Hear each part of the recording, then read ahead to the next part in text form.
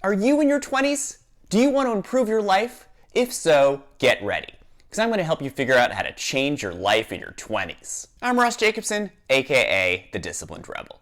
This channel is all about helping you build self-discipline. There are several keys to getting your life together in your 20s, which I'm going to outline in this video. In Section 1, I'm going to briefly share how my life changed in my 20s. In Section 2, I'll give you 5 tips on what not to do to change your life. And in Section 3, I will share 9 tips on what you should do to change your life. Section 1, my story in brief. My life dramatically changed from my mid to late 20s. In my mid-20s, I was socially awkward, rarely exercised, ate unhealthy foods, had no idea what I wanted to do in my career, played games and binge-watched shows all day, and had never been in a long-term relationship. By my late 20s, I was much more confident in social situations, exercised regularly, ate healthier, enjoyed my career, only played games or watched shows occasionally, and by the time I turned 30, I was married to an amazing woman. And you know what's really awesome? 90% of my transformation took place in just a year or two. Once I applied the tips I'm about to mention, change happened fairly quickly. Section 2, how to change your life in your 20s. What not to do. Here are 5 tips for what to avoid doing if you want your 20s to go in a positive direction. Tip number 1, don't hold on to your old identity. In order to truly change, you need to let go of your past self. Do you have to let go of everything? Of course not. But you do want to shed the notion that you are fundamentally a certain way. For example, I am an awkward person, I am an undisciplined person, or I am an out of shape person. Once you let go of your old identity, it is going to be easier to start forming new identities, such as I am a confident person, I am a disciplined person, or I am a healthy person. Of course, you're going to have to couple this mindset shift with making actions that match, which several of my other tips will touch on. But letting go of the past is an essential starting point. Tip number 2, don't compare your life to other people's lives. When I was in my early to mid-20s, there was one thing I could always count on making me feel bad: comparing where I was in life to where other people at a similar life stage were. Thoughts would enter my head like, why haven't I found as much happiness in relationships? A lot of people I know have had successful relationships by now. I still have no idea what I want to do with my career, but I just read about a billionaire CEO who's only 25 years old. Now I feel worse about myself. How come some people I know are so confident in social situations, yet I am more awkward? I wish my social skills were as good as theirs. You know where these kinds of thoughts got me? Absolutely nowhere. Once I finally stopped comparing myself to others, it became easier to focus on the things I could control. That is, the decisions I can make with my own life. Tip number 3, don't engage in behaviors that are preventing you from changing your life. For a long time, I wanted desperately to change, but my bad habits kept getting in the way. Things like playing excessive amounts of video games, binge watching shows and podcasts, and eating too much junk food. Depending on what your bad habits are, it might be tough to change them, but know that you need to work towards removing or limiting those behaviors in order to truly change your ways. I have several videos on how to cut back on common excessive behaviors in the description, including video games and phone use. Tip number 4, avoid people who are holding you back. Do you have friends or other people in your life who are making it harder to change? Such as bad influencers, people who tempt you to engage in behaviors you're trying to cut back on. Change resistors, people who don't like the idea of change and get upset when they see you changing. Or complainers, people who are constantly complaining about where they are at in life and whose way of thinking rubs off on you, which causes you to complain more too. If you have any people like this in your life, you have to either A, distance them from your life, if that's an option, or B, establish clear boundaries with them so they don't prevent you from growing. Tip number 5, don't be too hard on yourself. On your journey to change your life, things are going to happen. You're going to make mistakes, miss opportunities, and fail to do all the things you know you should be doing. And that's okay. It's perfectly natural and it's going to happen. Remember, you aren't going for perfection. You're just going for improvement, and that's much more attainable. Section 3, how to change your life in your 20s. What to do. Now that I've covered what not to do, it's time to shift to what you should do. Here are 9 tips for how to change your life in your 20s that help me turn things around. Tip number 1, change your life one small step at a time. Change rarely comes from giant leaps.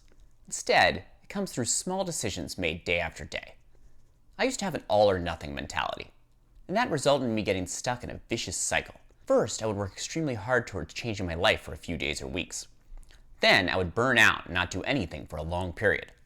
After doing nothing for a while, I would feel the need to make a change again and would repeat the cycle. I finally got out of that cycle when I started focusing on making small changes. Changes which were small enough that I could keep up with them in the long term. Here's how to do that. Prioritize your goals. You can't do it all at once. Often it helps to just focus on one new change at a time. When starting a new habit, go as tiny as possible. For example, if you want to start meditating, don't try to do 30 minutes a day. Instead, start with something smaller, like 1 minute. Wait until you've formed a strong habit before you start making things more challenging. Have specific, tangible goals. You're much more likely to follow through with a small, specific goal than a broad, vague plan. For example, you are not that likely to commit to something general, like, I want to learn programming. But you are much more likely to commit to something specific, like, I'm going to watch this Introduction to JavaScript tutorial tomorrow morning. If you start small, it will add up to great things. Tip number 2, get organized. If you want to change, one of the first places to start is organizing your life. Organization makes it easier for you to follow through with your goals, because the more structured your life is, the more control you have over it. Here are some ways to get more organized. Keep a to-do list. When you write down your plans, you're much more likely to follow through with them. Have a regular schedule. Wake up and go to bed at similar times each day, and consider having regular morning and night routines you follow. Clean your place.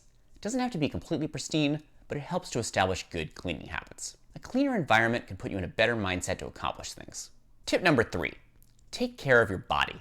One of the most helpful ways to change your life in your 20s is to prioritize your physical health. That means exercise, eat healthier, maintain good personal hygiene, get sufficient sleep, and drink enough water. Once I started exercising and eating healthier, everything else in my life started to fall into place. For more on exercise, check out my video on how to stick to a workout schedule. Tip number 4, spend time on internal growth. In addition to taking care of your physical health, it is also important to focus on your mental health and emotional well-being. Here are a few things that can help. Meditation, journaling, informally reflecting on your life and ways of thinking, and of course, therapy. Tip number 5, improve your social skills. I used to be incredibly awkward in social situations. My awkwardness was particularly severe during high school and in college, but continued to an extent through my mid-20s. It wasn't until I started consciously working on developing my social abilities that my awkwardness started to diminish. Here are some keys to improving your social skills. Go outside of your comfort zone. In my mid-20s, I made a conscious effort to try to be more social than I had been and to meet new people. And as a result, I made some great connections. Open up. I used to be more closed off. Unless I was around my close friends, I tended to shut down. For a long time, that held me back because people are attracted to genuineness. Once I started opening up more, it helped me develop closer relationships. Listen. I used to be a horrible listener. Becoming a better listener has led to much deeper and better conversations, both personally and professionally, and has also helped me understand people better. Tip number 6, help others. Being there for other people can help you find a sense of meaning in your own life. Here are some ways to do that. Volunteer. Be kind to random people you meet, or help people close to you. For me, a big part of my sense of purpose is helping my wife through her struggles with mental illness. Being there to support her and help her through tough times has given me a reason to get up every morning. Tip number 7, try new things, even if you aren't 100% sure about them. One thing that demoralized me a lot in my 20s was the pressure I felt to know what I want to do in life. But here's the secret. You don't need to have all the answers. Sometimes you just have to give things a shot and see what works. Adopting this mindset led me to many new and rewarding experiences. For instance, I started going after different jobs, even if I didn't know what I wanted to do in my career. I experimented with exercise programs, even if I wasn't sure if they had the perfect routine. I had conversations with new people, even if I didn't know if they would result in longer-term connections. Trying new things doesn't always work out, but if you keep experimenting, you might discover some pretty incredible opportunities. Tip number 8, form habits instead of relying on motivation. Everything else I've mentioned is only going to work if you establish habits. Habits are behaviors which are so ingrained into your routine that you do them without having to be motivated, energized, or inspired. You can incorporate habits into nearly any area of your life. For example, if you want to improve your social skills, you could start by forming a habit of initiating a conversation with a stranger once a week. If you want to get a job, you could start a habit of sending in one application every Monday.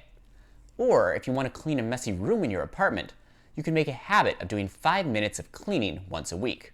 I'm actually currently in the process of this one.